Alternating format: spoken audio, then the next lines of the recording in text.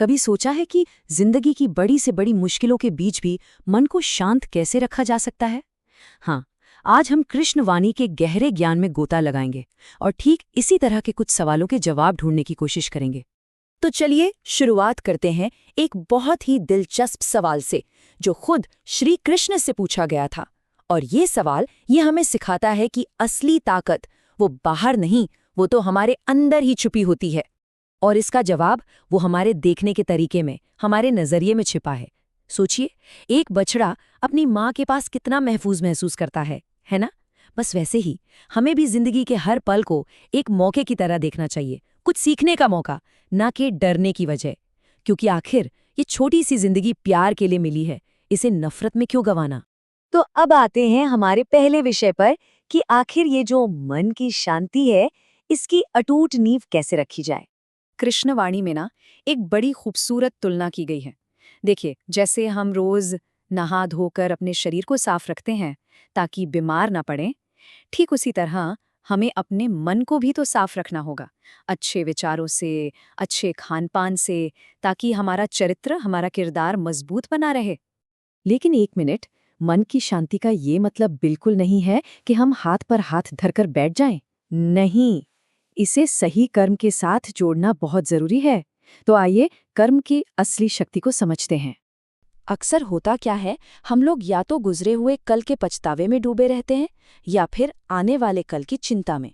ये एक ऐसा जाल है, एक ऐसा ट्रैप जिसमें हम अपना आज जीना ही भूल जाते हैं। और सच पूछिए तो सारी परेशानियों की जड़ भी यही है। तो इस जाल से निकलने का रास्ता क्या है? बहुत ही सीधा और सरल। अपना पूरा ध्यान आज के काम पर लगाइए, क्योंकि आज जो आप करेंगे ना, वही आपके बिगड़े हुए कल को सुधार सकता है और आने वाले कल को संवार सकता है। तो ठीक है, जब मन शांत हो और ध्यान सिर्फ आज के काम पर हो, तब हम जिंदगी की किसी भी लड़ाई के लिए तैयार हो जाते हैं।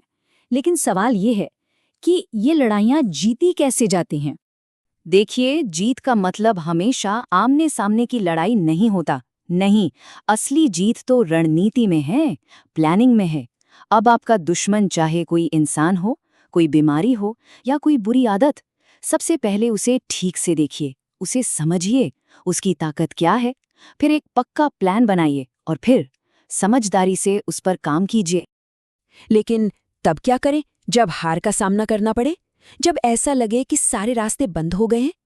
इसके लिए कृष्णवाणी में एक बहुत ही गहरी और शक्तिशाली बात कही गई है। और हमारी सबसे बड़ी गलती जानते हैं क्या है? हम बस उसी बंद दरवाजे को घूरते रह जाते हैं, उसी पर अटके रह जाते हैं।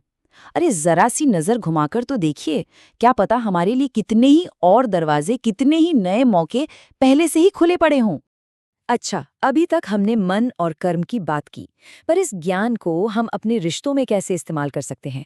क्योंकि रिश्ते वो अक्सर हमारी सबसे बड़ी और सबसे मुश्किल चुनौती होते हैं, है ना? एक वचन, मतलब एक वादा, बहुत ही पवित्र चीज मानी जाती है। पर क्या हर वचन को हर हाल में निभाना ही चाहिए?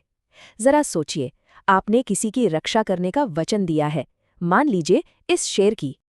लेकिन सोचिए, अगर वही शेर बेगुनाहों को नुकसान पहुंचाने लगे, तो क्या अब भी उस वचन को निभाना धर्म है?